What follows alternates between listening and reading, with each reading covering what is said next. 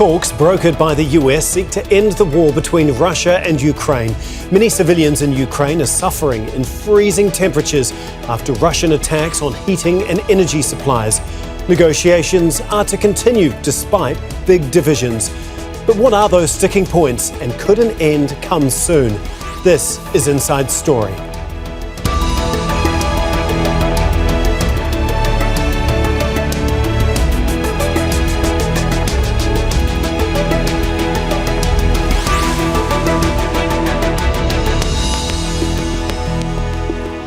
Hello, welcome to the programme. I'm Tom McRae.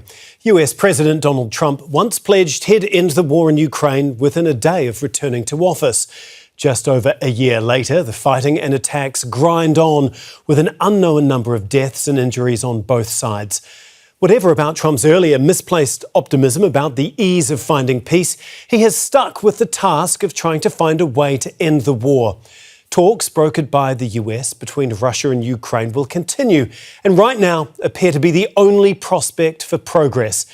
But big divisions remain, not least over Russian demands for territory Ukraine still controls. So what might break the stalemate, and what are the options for Russia, Ukraine and the US too?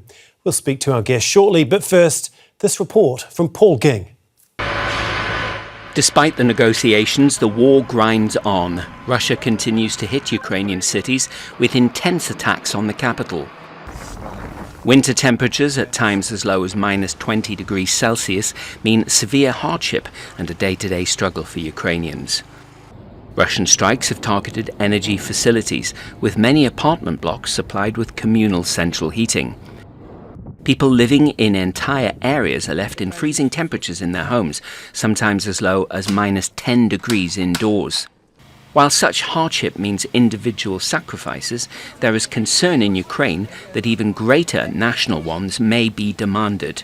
Some of their nation's territory might have to be given up before it's over. Talks arranged by the US in Abu Dhabi have brought sides together for discussion, progress at least in terms of a start to negotiations after nearly 4 years of fighting.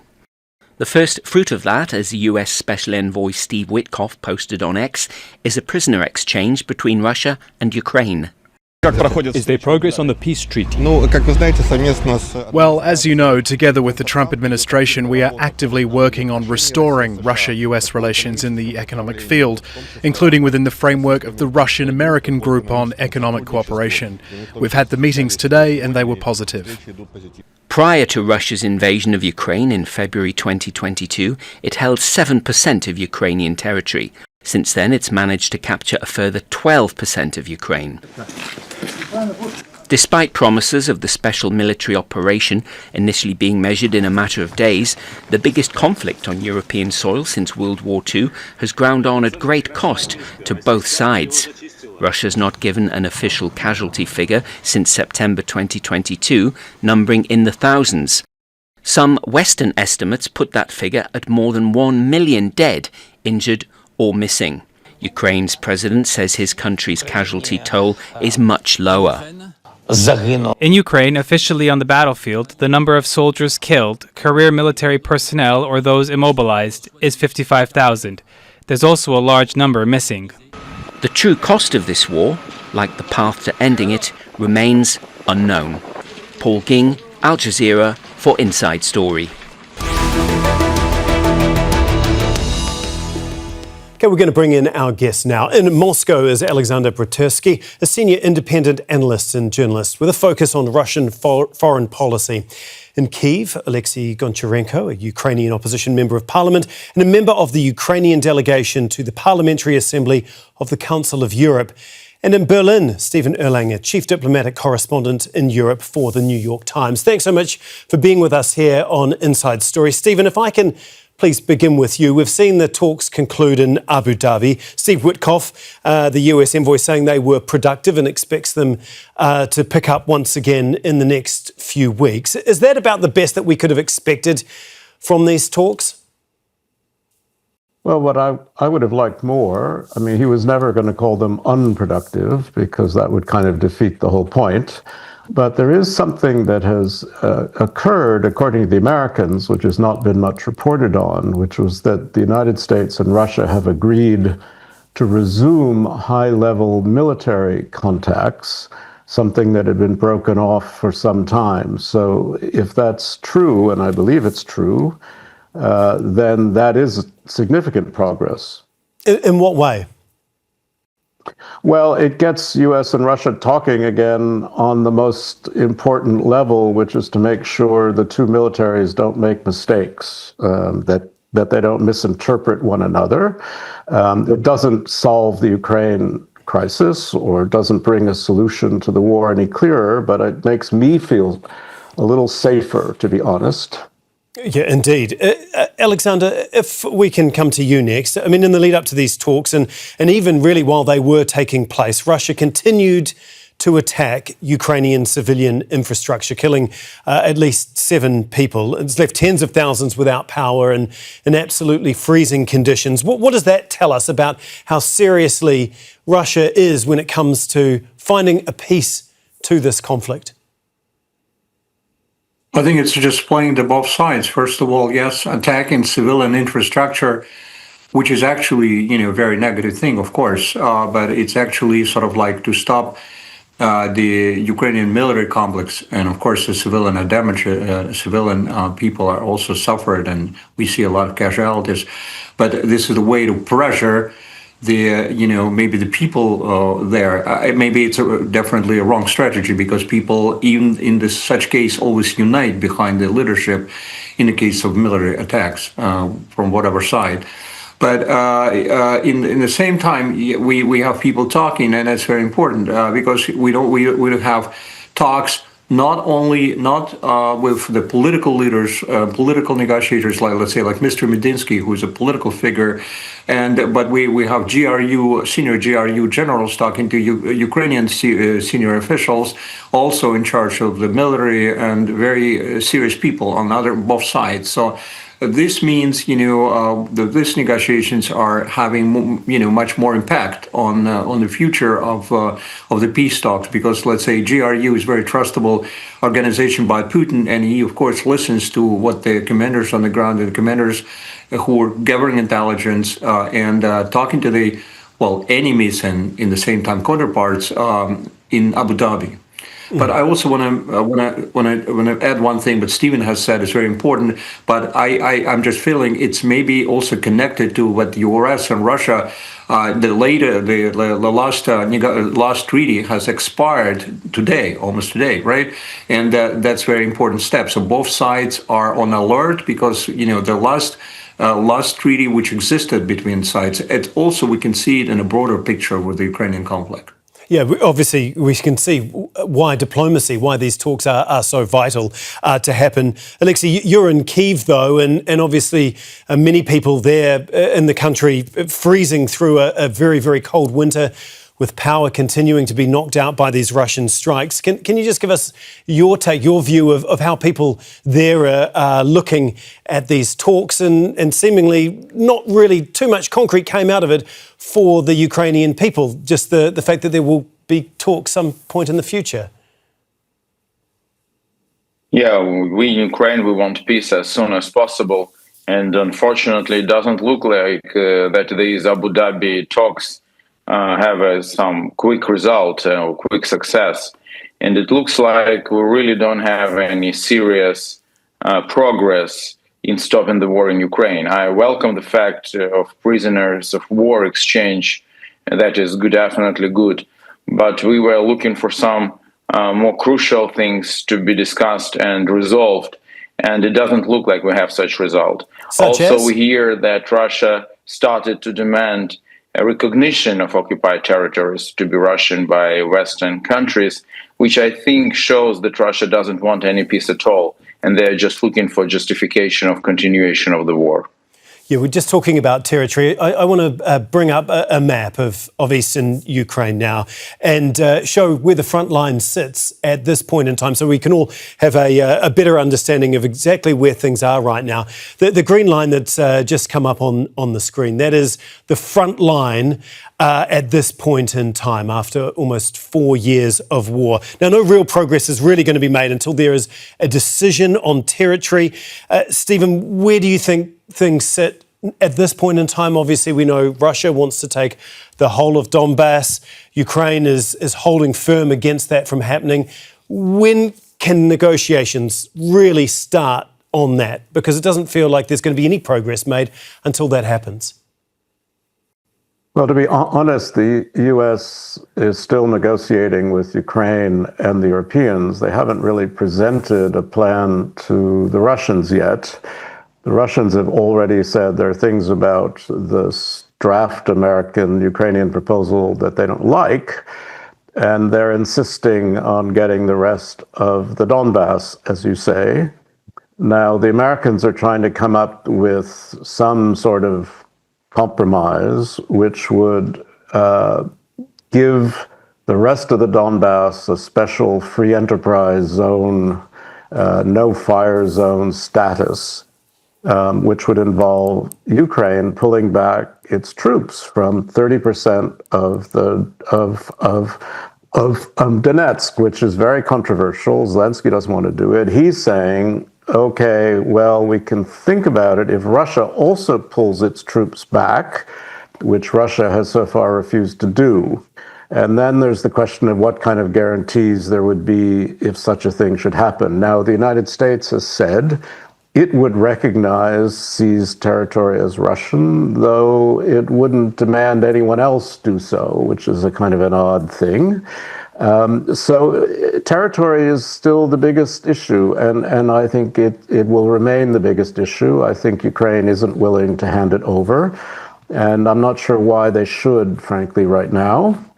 But, for Russia, it may be the price of a peace. Now, we're talking about a peace. We're not talking about a ceasefire. Russia has refused to have a ceasefire until there's a final peace agreement. So that means the war is going to go on for quite some time regardless. Indeed. Alexander, can you just explain to us why Moscow is really insisting that Ukraine has to hand over territory that Russia has not actually won militarily? Why is Moscow so, I guess, forthright about putting that forward as a precondition to any lasting peace? Well, Putin has actually put the whole Donbass as his ideological agenda. In 2014, then, the pro-Russian separatists fought the pro-Kyiv forces, right? There was a lot of those talks about Donbass should become part of Russia.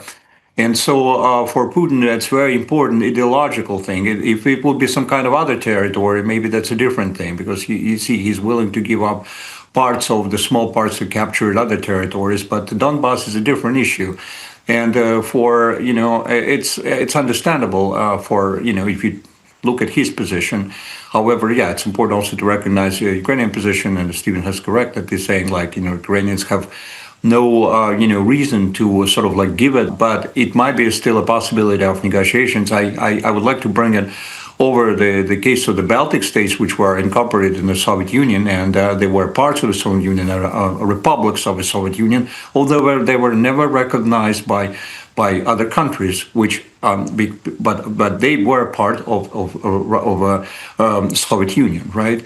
So I think there is a possibility of to find some kind of solution, and it looks like people in Abu Dhabi have already talking like those things have already became a part of Russia, but in the same time, they may be looking for different strategies to kind of find a proper solution which could satisfy of both sides. Look, Ukrainian military is losing, but in the same time, Russia, as you mentioned in your program, only was able to succeed in sort of getting 12% of the territories. How long the war should continue, right?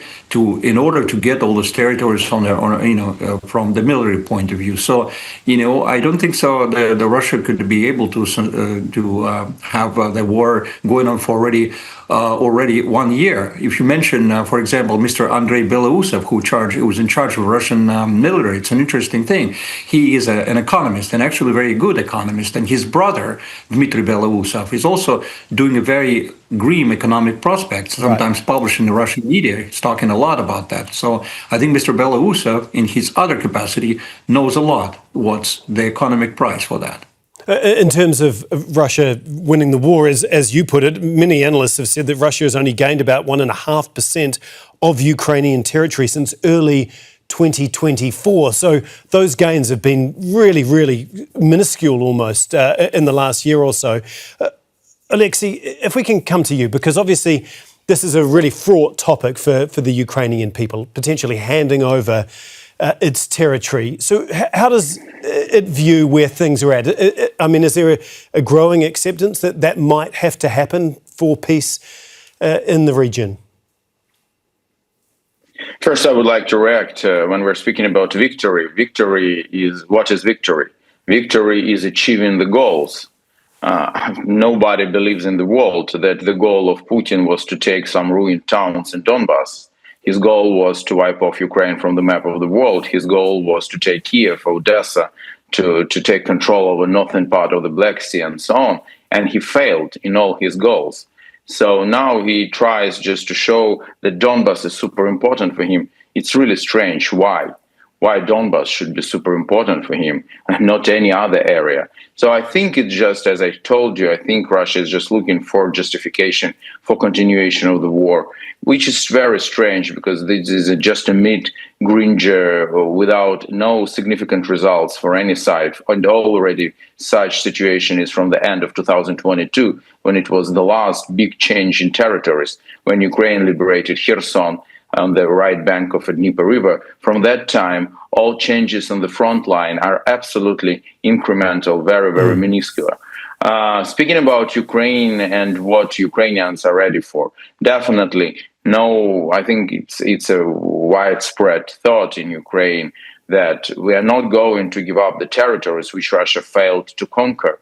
So the idea is, and the thing is with which majority of people agree, according to the polls, is that we can stop on the current lines which already are on the place.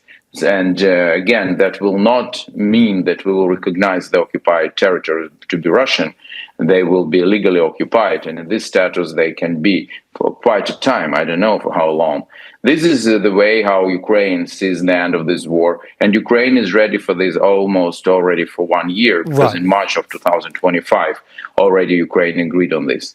Yeah, Stephen, if we can come to you, obviously Zelensky's floated that idea of freezing the front line where it is right now and creating some sort of demilitarized zones where both sides pull back an equal distance. I think you mentioned it, calling it the free enterprise status. Is that really the solution here? And can Donald Trump in the US, as Witkoff and others, sell this to both sides as well as Europe? Well, it's hard enough selling it to the Ukrainian side, let alone to the Russian side, which, again, as I say, nothing's been put forward. But can he force it down their throats, I guess, is what I'm asking. I think it's very difficult. I mean, the Ukrainians are the ones who are suffering, the ones who are dying, the ones who are showing bravery and have the admiration of much of the world. And I don't think you can force Ukraine to accept a peace that is not good for it.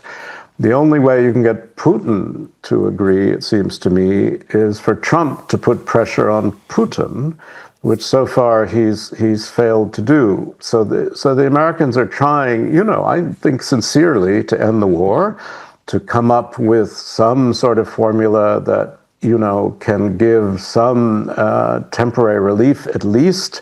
There's talk about security assurances once there's a peace settlement. Again, we don't know what Russia thinks, except Russia has been basically negative about almost anything that would secure Ukraine after the war ends. So I think, we've made some progress negotiating among ourselves, but we haven't really negotiated very much with the Russians. Witkoff talks to them, but I mean, it's kind of secret and hidden. And the fact of the matter is, Ukraine has a big voice in this, as it should, and it has the right to say no. Of course. Alexander, I want to come to you and talk about how long Russia can actually stay in this fight. It's liquidated 71% of its gold reserves to fund its military.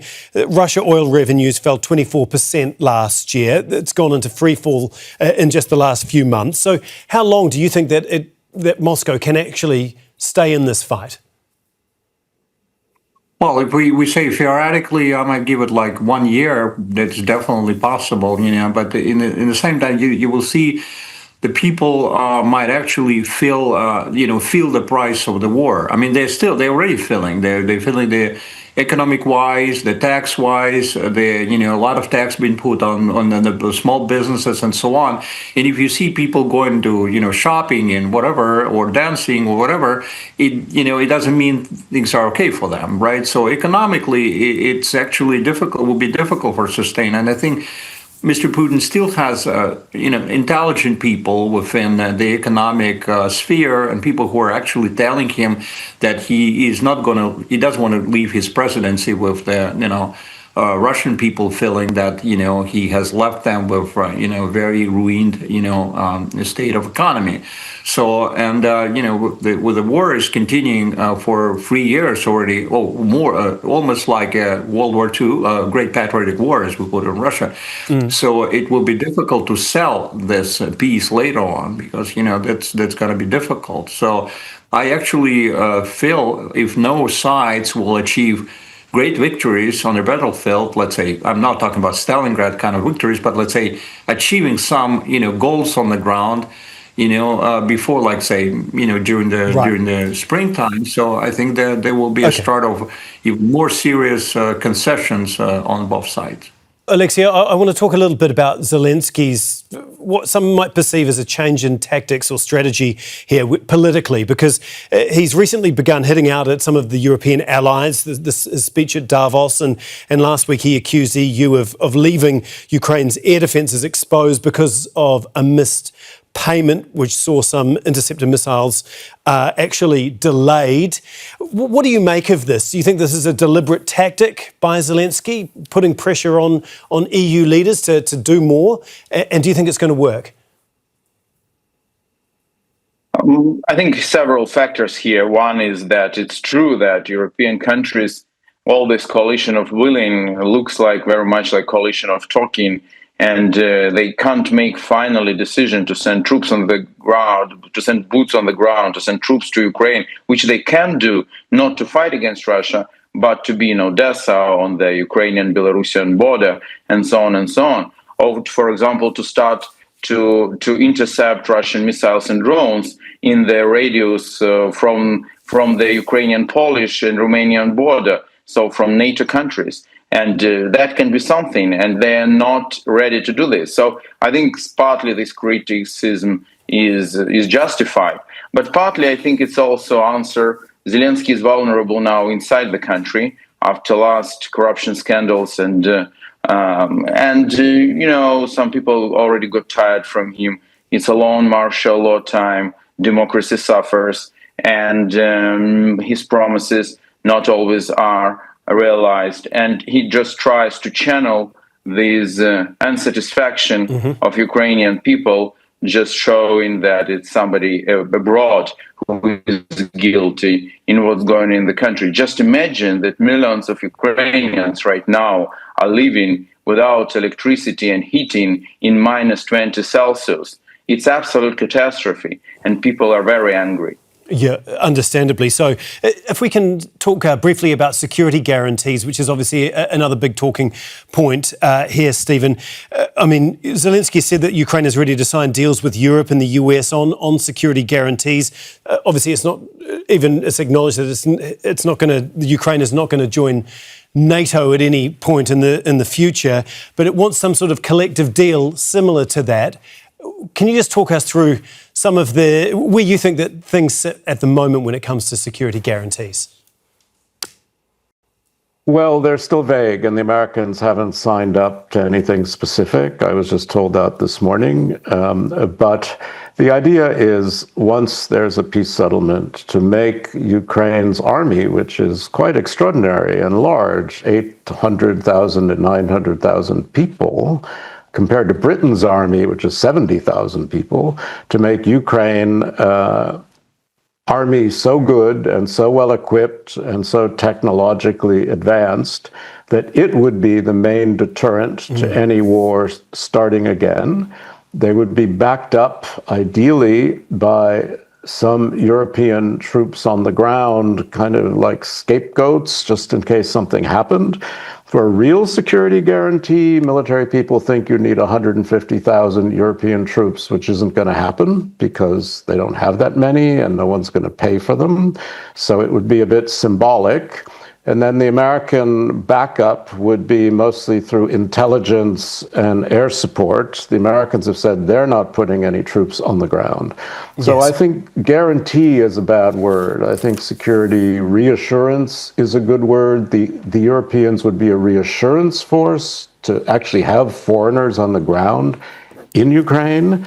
The American part is vague to me, to be honest. And Russia so far has said it wants no foreign troops in Ukraine. But after a peace settlement, if Ukraine wants to invite foreign troops in, that would be Ukraine's business. I don't think Russia could do anything about it, to be honest. Yeah, Alexander, if we can come to you, we've obviously heard a lot of the issues that Russia says, a lot of the red lines that it's not willing to cross, a lot of things that it doesn't want to happen. So what is Russia actually willing to compromise on? Is there anything that it can bring to the table at this point? Well, I think that there are some compromises made on Ukrainian internal policy, which Russia is demanding on the Orthodox Church and so on, and the Russian language. I mean, I think so that it's not going to be the Russia's main point. I mean, the Ukrainian language will be spoken in Ukraine because, let's say, people who fought for Ukraine and consider themselves Russian-speaking Ukrainians will definitely fight for the right to speak Russian because they will say it's not the Russian language of Russia, but the Russian language commonly used like French in African countries.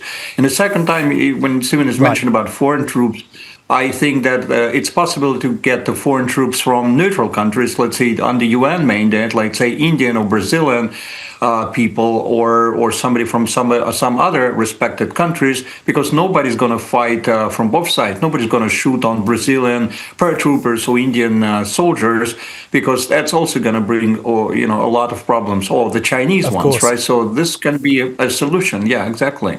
Yeah. Oleksiy, if we can finish with you, we've only got a minute or so left. I mean, it seems like things are stuck at this point in time, both on the battlefield and around the negotiating table. We've heard that this war could easily drag on for another year, if not longer. Are the Ukrainian people prepared to stick in there? We want to have peace as soon as possible.